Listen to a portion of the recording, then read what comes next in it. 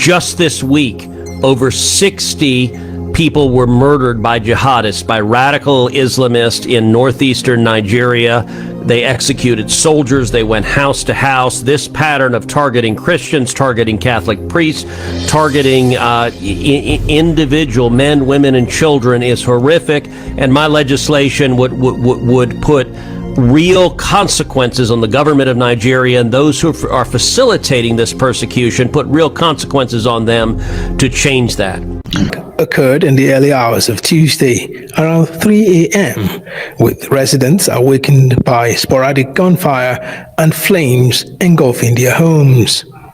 Confirming the tragedy, Riom local government chairman Bature Shua said the community has been under siege with over 73 lives lost to banditry in the area since September. The Mulder Association also confirmed the incident. There's an attempt at ethnic cleansing in this state and of course in all the riverine states of Nigeria. We must resist it. We must stop it. Every one of us must rise up. The armed forces are not neutral. They collude. They collude. They collude with the armed bandits. They kill people, kill Nigerians. They facilitate their movements. They cover them. If you are depending on the armed forces to stop the killings, you will all die one by one.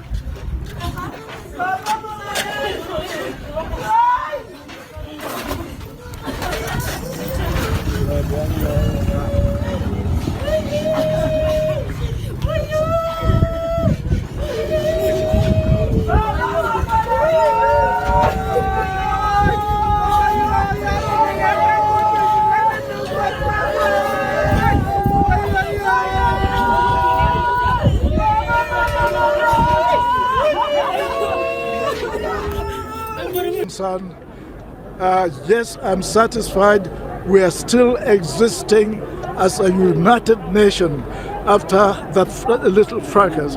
Thank God we've made it to 6 years, and I hope we'll make another 6 years.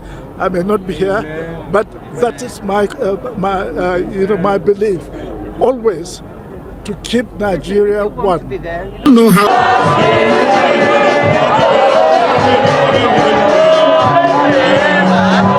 Grief-stricken faces, bloodshot eyes from long hours of weeping. That's the mood at the IBB Square, Makurdi, the Benue State capital.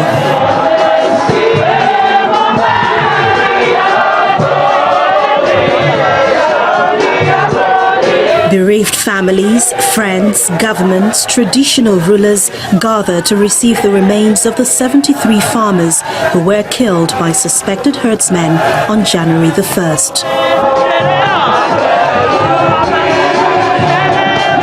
They are here to pay their last respect.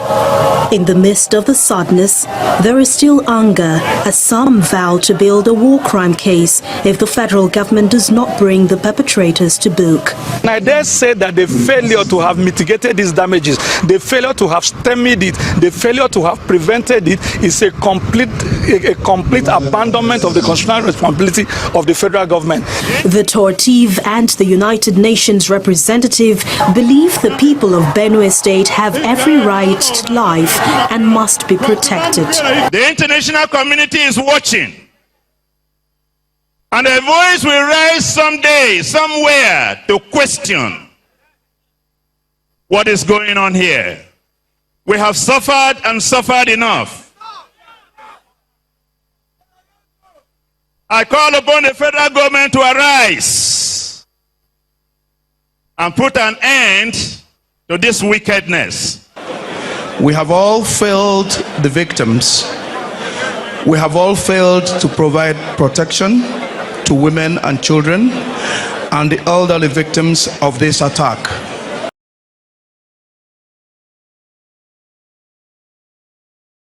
I surrender all. I surrender. I surrender all. Today is Monday, the 6th day of October, 2025. The American senator that just spoke at the beginning of this video is a very popular senator that you know. All right, he is the one that is sponsoring the bill to designate Nigeria as a country of a particular concern because of the Christian genocide that is ongoing. Now, I want to talk about what I know about the issue of the genocide in Nigeria, or Christian genocide in Nigeria. This issue is drawing a lot of attention, a lot of concerns, and a lot of people termed this issue as sensitive. However, there is nothing sensitive about this issue. Now, what I'm going to say now, I'm going to say from what I know, not what I hear. I repeat, I'm going to say about what I know, not what I hear. I am a conflict and insecurity reporter focusing on Nigeria and West Africa. Most of the terrorist attacks, insecurity, their backgrounds and everything is what I am dealing with. So I think for over the years, I've been able to gather some facts about what is currently going on in Nigeria. There are so many questions I want to establish before I will go straight to the point. The questions are, number one, are there killings of other religions in Nigeria? You know, in Nigeria we have the Jewish, which are about 5% of Nigerian population. We have our normal African traditional religious people who are not Christians, they are not Muslims, they are not Jewish. These people are up to 6 to 7, that ratio, percent of Nigerian population. The Christians and the Muslims are like equal when it comes to population in Nigeria as I speak to you now. The Jewish people, the Africa, traditional religions, the Muslims, the Christians, they are killing everyone. But the big question is this: is there a genocide, or are there genocides targeted at Christians? The answer is 100% yes, yes, yes, and yes. Now, let me take you back to the nature of Nigeria. Nigeria is a country that is not one in social nature. Listen to me. Nigeria is not one in social nature. In some part of the country, especially in northern Nigeria, we have some states that Sharia law govern. You know, Sharia law is contrary to Christian life. You won't dress a particular way, you can't drink beer. If you have a hotel, even husband and wife cannot come to your hotel and sleep together, man and woman. They'll close down the hotel. I have so many cases like that. If you sell beer, you have a restaurant where you are selling beer, they will destroy your beer. But it doesn't happen in other parts of the country. That is number one. Secondly, this Sharia law is embedded in the Nigerian constitution. But the ecclesial law, the Jewish law, and African traditional laws are not in Nigerian constitution. So Sharia have appeal court. Sharia have police. They call them Hizbah. All these things are subject to investigation. Go and fact check me. That is apart. Now, straight to the point, one of the most targeted state in Nigeria is Benue State. One of the most is Benue State. This Benue State currently have a Reverend Father as their governor of the state. And this governor made a statement on national television 3 months ago. I repeat, this governor, Reverend Father Aneya Hyacinth, made a shocking revelation 3 months ago on AIT, Africa Independence Television. And this is what he said. Listen to him. Oh, very big, pretty big. I just set up a panel of inquiry, a judicial panel of inquiry in the troubles we've been experiencing and the killings we've been having in primarily the 3 local governments of Katsina, Ala, Ukum, and Sankara. And 2 days ago, the panel's findings were brought to me. Prior to the 2 days ago, I received an interim report that pointed a number of fingers to some politicians, some active, functional, elected politicians who have been sponsoring banditry and terrorism that began with thuggery in those local governments. And it was quite disheartening to know that, the extent that these people could go just for them to be elected. They care less as to whether human beings are killed. They care less as to who they invite to come into the state to join forces with their bad boys in the bushes, just to ensure that their principal, the sponsors, are victorious when it comes to politics, when it comes to election, and when it comes to having a more louder voice. So it is of a very large proportion. Some other people would talk what they do not fully understand in terms of fact. We have the document. We've already set up a 5-man panel to bring out the white paper for us. Once that is done, then we'll go public with the documentation. So, but I want you to know that it is of a very large proportion, and it's quite unfriendly. So the president called for reconciliation makes a lot of meaning. If we are a house ununited, I think that's no force we would fight. But if we are unified, then we are taking up on attackers, on invaders, even on terrorism with as common sense of aim and purpose. We will no longer be working at cross purposes, and I believe that would bring us very positive results. I hope you understand what he said. He's a serving, governor, and he is with the ruling party APC. Now, he's trying to be politically correct, but you understand what he said, that they carry out a judicial panel of investigation, and they discovered that elected people are sponsoring genocide in his state. Benue State is 98% Christian-dominated state, but half of the population are in the IDP. It's so terrible. With the happenings in this country, a lot of people kept quiet, that as if nothing is happening. Just like what our brother said, I remember some years back during the last administration, over 700 lists of sponsors of terrorism, sponsors of terrorists were sent by Dubai, to the former administration in Nigeria to take action. And they even went further to tell them that we have caught some of your people in our country, in our nation, we have jailed them. Now, this is the one that are currently in Nigeria. Treat them. They collected this list. The former administration collected the list and put it under the carpet, and nobody is talking about it. You all know that had it been that the names on that list were to be from other regions, your guess is as good as mine. We all know what could have happened. Yes, we all know. But because that list from another, one particular region, it was swept under the carpet and nobody is talking about it. Everybody kept quiet. And look at the killings in Plateau. People are being killed like chicken. People are being killed as if they are no longer human. And Gowon still came out recently telling us that he loved the way Nigeria is. He loved everything about Nigeria. He loved the way his people are being killed. God, who did this to Africans? Who did this to a black man? It's so terrible. And look at that so-called Reverend Father. Even look at the way he's talking. Does he talk like somebody that, massacre, genocide is happening in his state?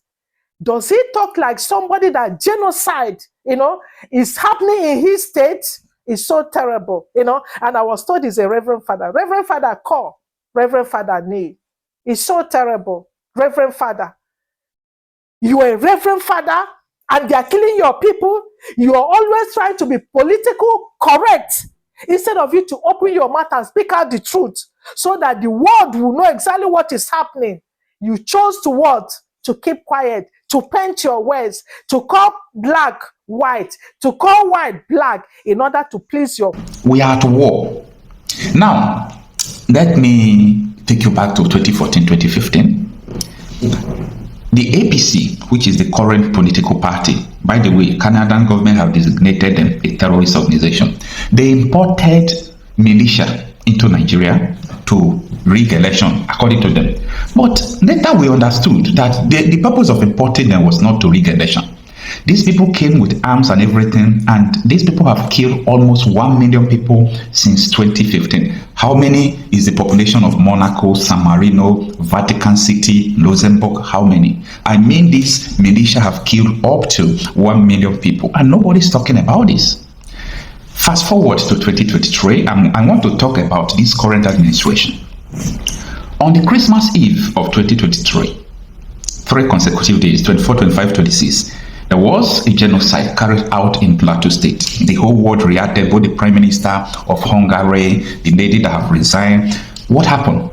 There was an intelligence that these people are coming to carry out ethnic cleansing against Christians. So they sent message to the military, these people are coming. They came, they gave the military 33 distress calls, they refused to answer. Including the governor of the state did not mind them, people that were dying. The following day, the whole governor traveled to Lagos to pay visit to the president without talking about what is going on. This is a very planned and orchestrated genocide against the Christians in Nigeria. Sorry for that. So, when people are asking the question, are they genocide against Christians? The answer is yes. Nigeria is not one. Nigeria is not one. Because of our businesses, because of our political affiliation, because of people we go to talk to, maybe you're a lecturer, you are this, people are afraid to talk the truth. Sometimes if you speak the truth, the position they're supposed to give you, they will not give it to you again, because they will say you are this, you are that, you are this. Now, the reason why I am making this video is this. I saw the news that the senators in Nigeria want to go and engage the American senators, their counterpart in America, to tell them that what is going on in Nigeria is not ethnic genocide. They have been accused by a sitting governor of killing people. So they are not in a position to engage the American senators because they have been accused of carrying out the attacks, sponsoring people to kill people.